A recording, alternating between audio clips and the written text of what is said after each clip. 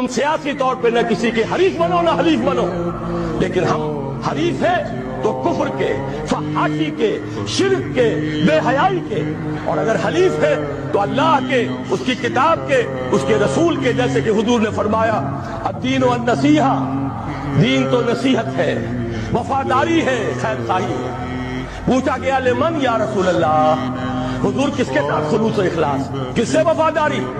فرمایا للہ وَلِكِتَابِهِ وَلِرَسُولِهِ وَلِأَئِمَّةِ الْمُسْلِمِينَ وَعَامَّتِهِمْ، سب کے ساتھ خیر خواہی، نصح، بھلائی چاہنا، اور سب سے بڑی بھلائی کیا ہے؟ کلمہ خیر۔